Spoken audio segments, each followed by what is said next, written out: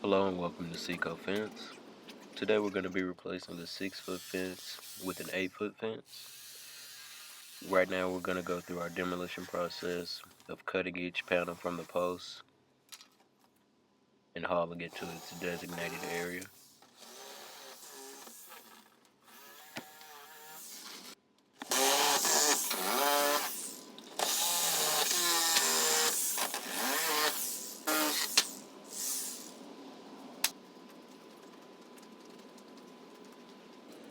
Now that that process is completed, we're going to go through and jack our posts out of the ground with our off-road jack. I'm going to do a review on this off-road jack pretty soon. It's definitely a tool I would recommend people buy just to have. It does some great things.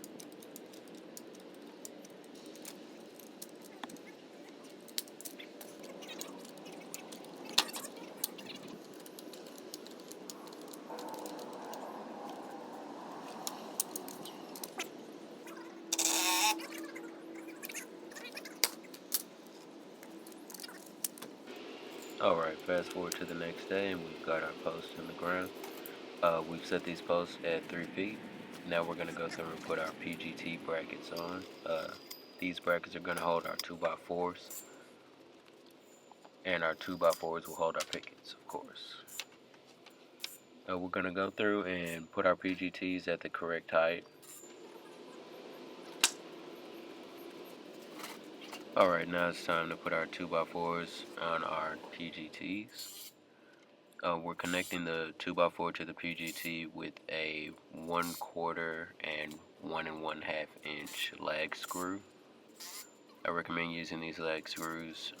They definitely put a tighter grip on the 2x4, much better than a normal screw.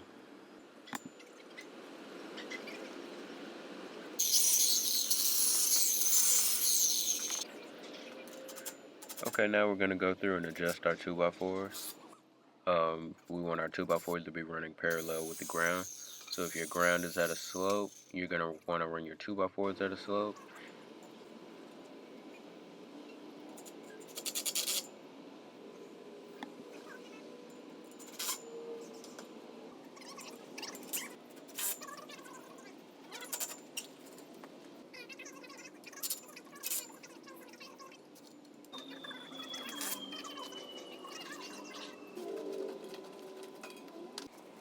Now it's time to build our jig for our fence pickets.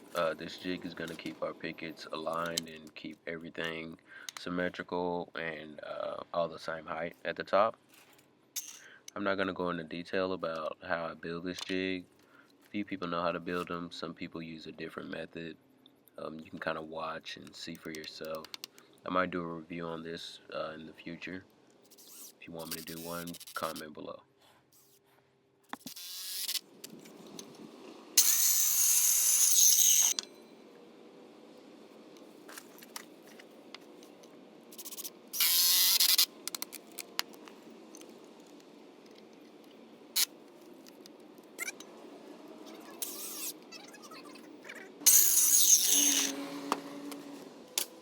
Alright, now it's time to picket our fence.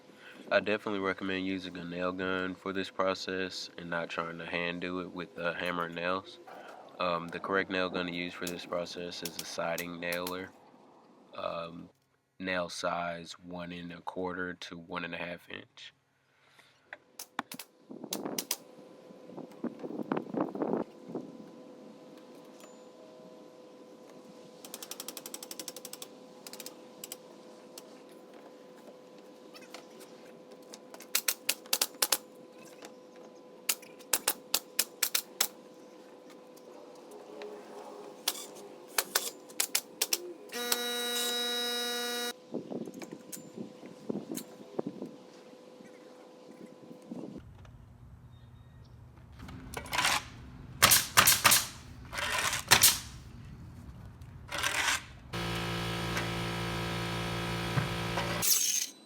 Alright, now it's time to build our gate.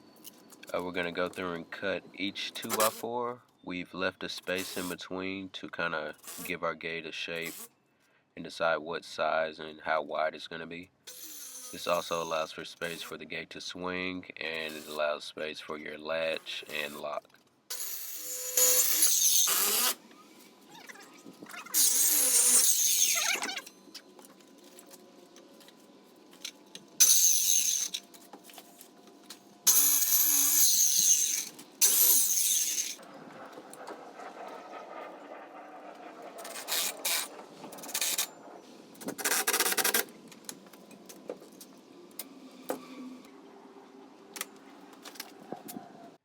Alright, and there you have it. Please like and subscribe, and thanks again for watching.